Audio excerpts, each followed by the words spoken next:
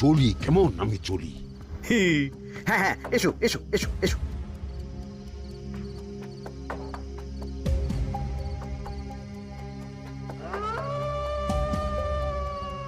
আরে ওই তো আমার বাঁ হাত ঘটা আসছে, বেটাকে দিয়ে একটা কাজ করাতে হবে।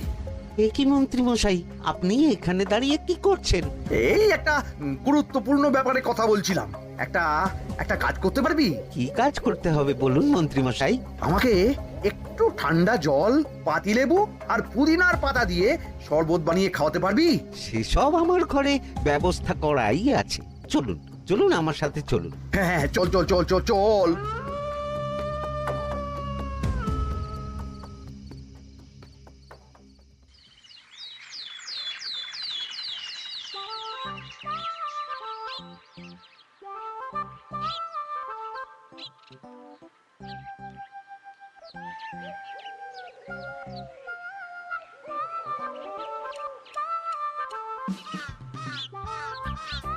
কি ব্যাপার পণ্ডিত, এত গুম মেরে আছো কেন? সকাল সকাল গিন্নি খুব বকেছেন মনে হচ্ছে। গিন্নির বাক্য সুধায় কান ভরে গেছে, আর কিছুই কানে ঢুকছে না। আরে দাঁড়াও দাঁড়াও পণ্ডিত, দাঁড়াও জ্যোতিষী। পণ্ডিত তো আমার কথা শুনতেই পেল না মনে হচ্ছে। তুমি তো দূর থেকে বলেছো, আমি তো বলেছি পাশ থেকে, তাতেও শুনতে পাইনি। কানের পোকা হলো নাকি? কি গো পণ্ডিত, ব্যাপার কি? কেমন বুঝছো? এ তো ভয়ানক কর্ণকোষ্ঠবদ্ধতার লক্ষণ। তুমি কচু বুঝেছো? আমার হয়েছে কর্ণগোপাল, তোমাদেরও হতো, কিন্তু তোমাদের দোকান কাটা বলে হয়নি। তুমি আমাদের অপমান করছো। তোমাদের অপমান বোধ থাকলে কোনো শব্দই কানে ঢুকতো না, শুধু একটাই শব্দ কানে বাজতো, গোপাল গোপাল গোপাল। এবারে রাজসভায় কিভাবে হেনস্থা হতে হলো মনে নেই?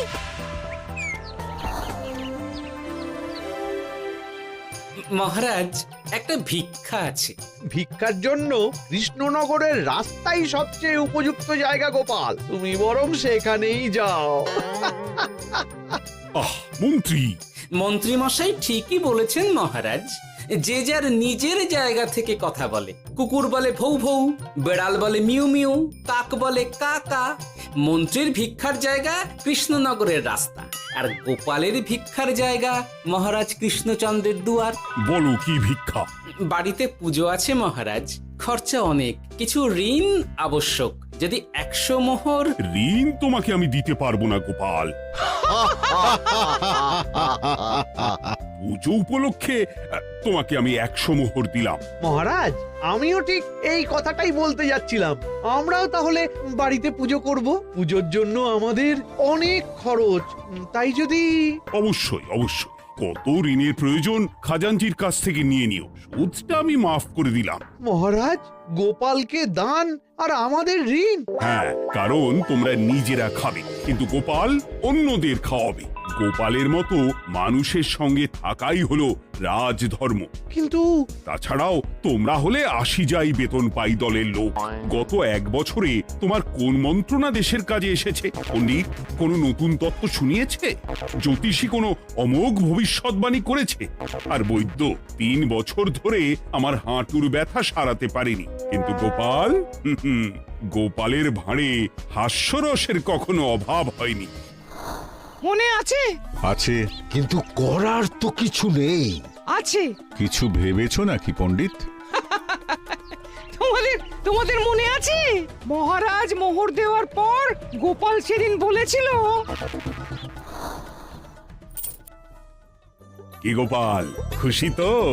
মহারাজ, আপনি আমাকে 1 মুঠো ধুলো দিলেও আমি খুশি। সেই ধুলো মুঠোই আমি সোনা মুঠো করে ফেলবো। মনে নেই আবার? একটু ঝেড়ে কাশো তো দেখি পণ্ডিত, কি ভেবেছো? যা হবে দেখতেই পাবে।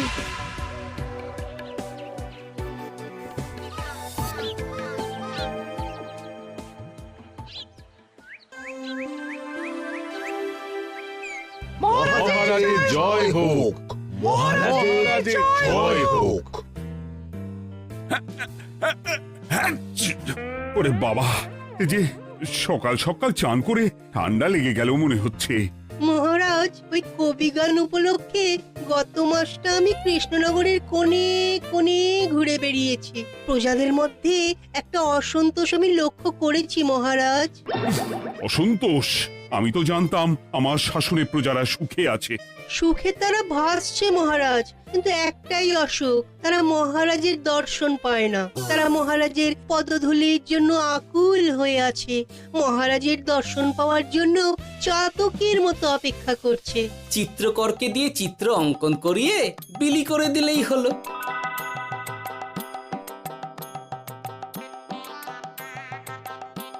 খুব ধুলো হয়েছে মহারাজ, কিন্তু এত ধুলো। কালকের ঝড়ে ঢুকেছে। ঝাড়ুদার,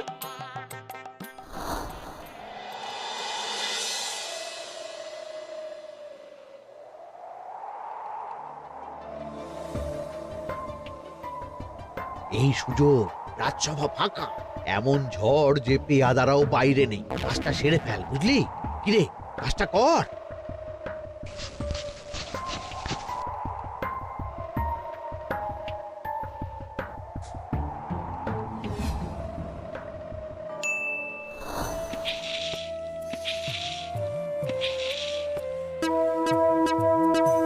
এত ধুলো!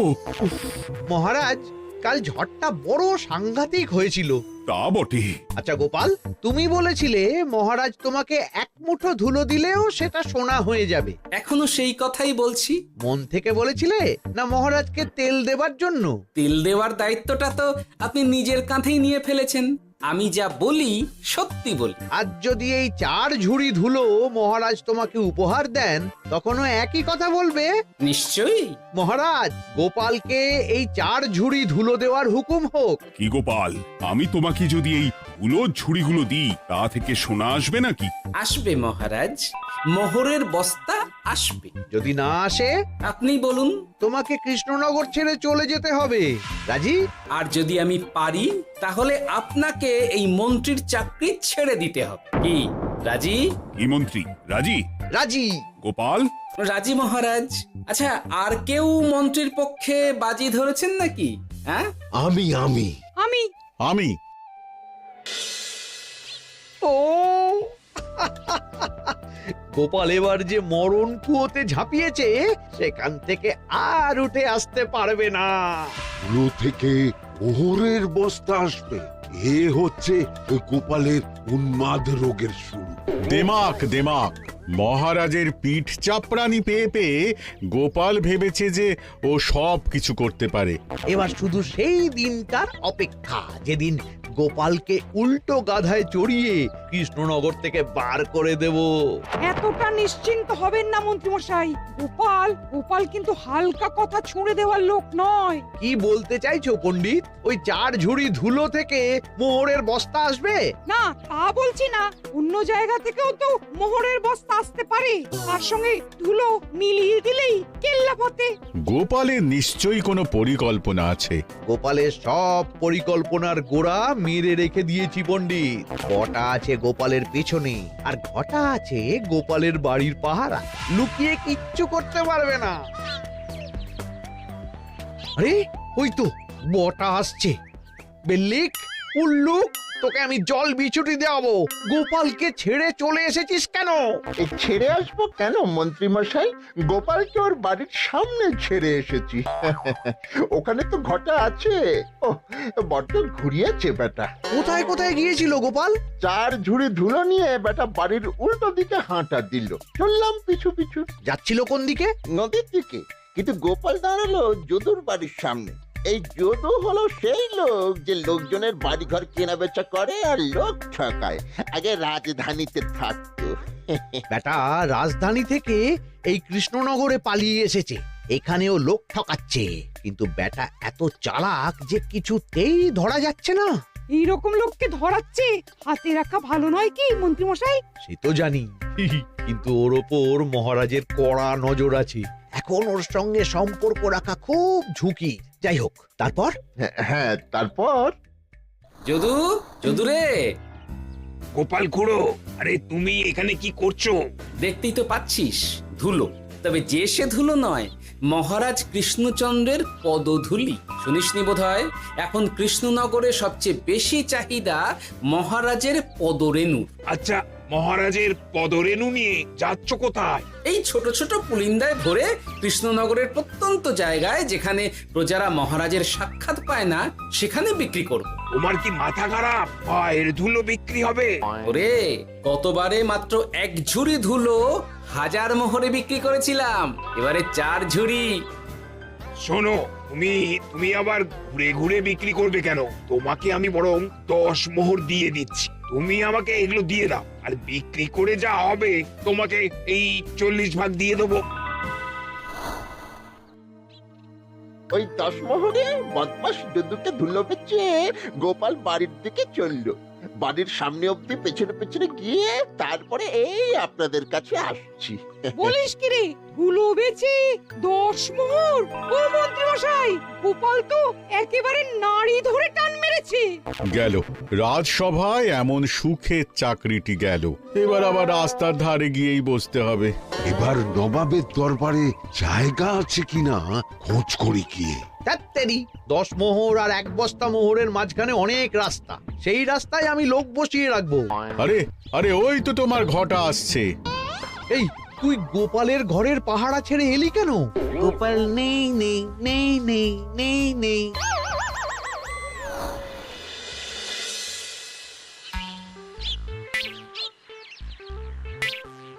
আরে, ভয় পেলি নাকি?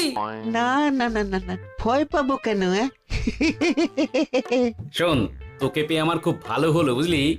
তোকে আমার একটা কাজ করতে হবে। বলো বলো। আসলে বুঝলি, আমার না গিন্নিকে নিয়ে তার বাপের বাড়ি যাওয়ার কথা ছিল, কিন্তু হঠাৎ বিশেষ কাজে আমাকে খামবাজে চলে যেতে হচ্ছে। এখন আমি গিয়ে গিন্নিকে বললে বুঝতেই পারছিস কুরুক্ষেত্র হয়ে যাবে একেবারে। তাই আমি কাউকে খুঁজছিলাম যে আমার বাইরে যাওয়ার খবরটা আমার গিন্নিকে গিয়ে দেবে।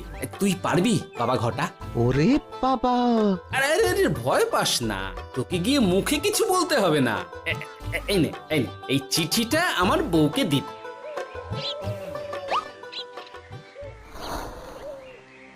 কৃষ্ণনগর ছেড়ে চুপি চুপি চলে যাচ্ছি, চালাকিটা দেখেছেন?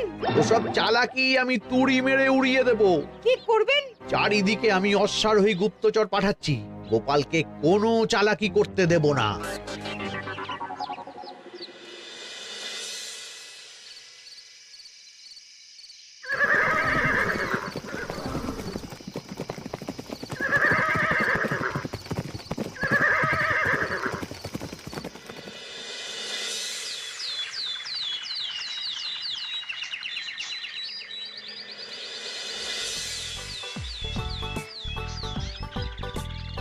অং বং পিং পং।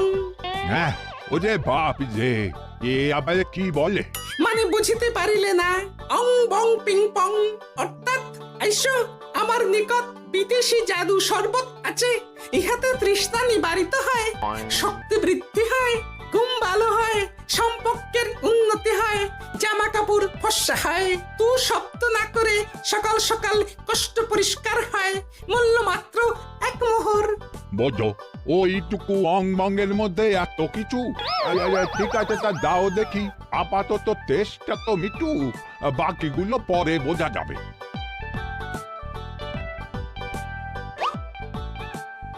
আহা, বড় ভালো খেতে তো। ঠং ঠং অর্থাৎ শক্তি বৃদ্ধি হলো। হ্যাঁ, মনে হচ্ছে গায়ে যেন 2 গুণ বল পাচ্ছি।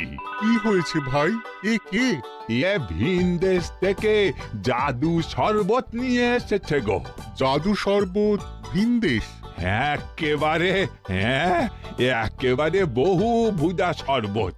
খেলে তেষ্টা যাবে, গায়ে জোর হবে, ঘুম হবে, সম্পর্ক ভালো হবে, জামা কাপড় ফর্সা হবে, সকালে হ্রাস করে পেটও পরিষ্কার হবে। সে কি? দাও গো ভাই, আমাকেও দাও। গুড় জল, সঙ্গে একটু ভাজা মশলা, আমচুর আর বিট নুন, শুদ্ধ দেশি জিনিস, জানলে কেউ ছুঁয়েও দেখতো না। কিন্তু একটু বিদেশি গন্ধ দিতেই একেবারে হট্ট মেলা। আরে তোমরাও এসেছো দেখছি। সং সং শঙ্কা লং লং লঙ্কা, মানে অর্থাৎ এই শরবত খেলে আর শঙ্কা নাই, বুদ্ধি লঙ্কার মতন ঝাল হয়ে যাবে। তারপর ডং ডং ডঙ্কা টং টং টঙ্কা, ফাইন ফাইন, অর্থাৎ টাকা আসবে আমার কাছে।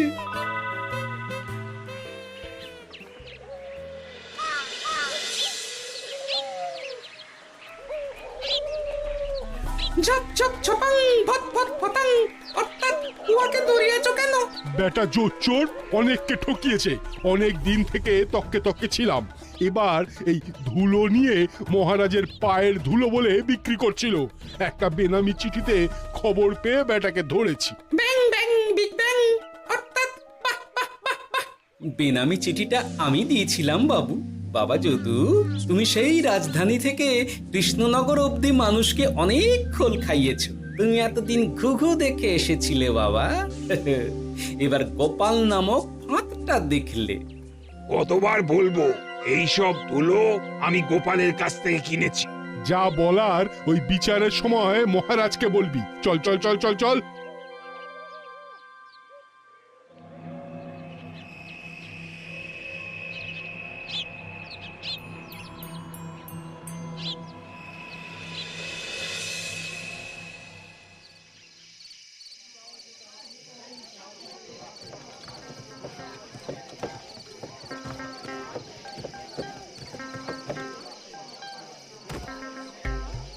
ঝন্টু মন্টু ননাংফু। নাও ঠেলা। সাহেব বলে কি ফু দিয়ে দিতে হবে? কি বলছো সাহেব? বুঝতে পারছি না, কোথায় ফু দেব? ঝন্টু মন্টু ননাংফু, অর্থাৎ লবণ আছে? আছে আছে সাহেব আছে। কত লাগবে? ভাণ্ড ভরি আন্ডাকারি, অর্থাৎ যা আছে সব।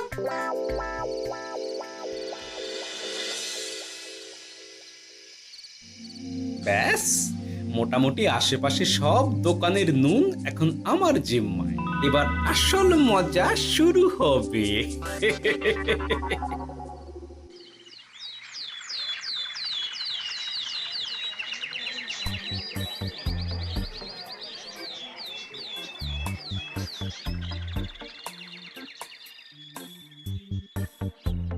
নুন আছে? না হুজুর, গোটা কৃষ্ণনগরেই নুন নেই। ওই দেখো, পুরো রাজসভাই বাজারে জড়ো হয়েছে। শান্তামনা শান্টু মন্টু। আবার কি বলছে রে বাবা? শান্তামনা শান্টু মন্টু, অর্থাৎ জনগণ শ্রবণ করুন। নান্টু কান্টু, নুন কি নেবেন? আন্টু আন্টু, আসুন আসুন। আমার আমার এক সের নুন লাগবে। শান্টু, অবশ্যই 100 লবণ 10 মোহর। 10 মোহর? 10 মোহর লইবেন না লইবেন না? না, নেব না। উত্তম উত্তম, গান্ডা পিণ্ডে ঢিসুম ঢিসুম, অর্থাৎ তাহা হইলে নুনের বদলে গৃহিণীর প্রহার ভক্ষণ করুন। আমাকে এক সের নুন দিন। আমাকেও আমাকেও। নুন ছাড়া বাড়ি ফিরলে গিন্নি ঘর ছাড়া করবে আমাকে। শুনলাম কৃষ্ণনগর থেকে নুন উধাও। আছে মহারাজ, আছে। কৃষ্ণনগরের সব লবণ আমার নিকটে আছে। 110 মোহর। এত দাম? দাম তো হবেই মহারাজ। লবণ ছাড়া রান্না কেমন হবে ভাবিয়া দেখুন। ঠিকই বলেছ, রাজপাকশালেও তো রান্না বসেনি। 100 সেরের মতন রাজপ্রাসাদে পাঠিয়ে দাও। 1000 মোহর দিয়ে দাও।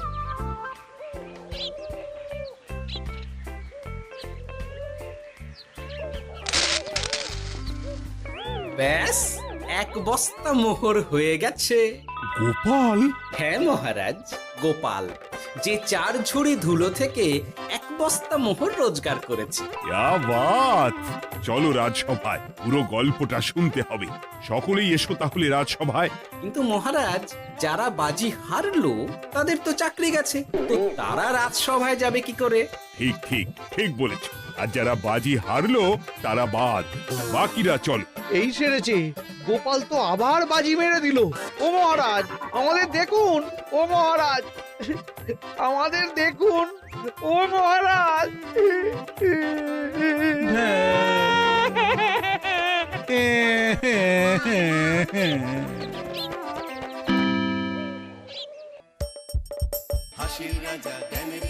রসিক রাজা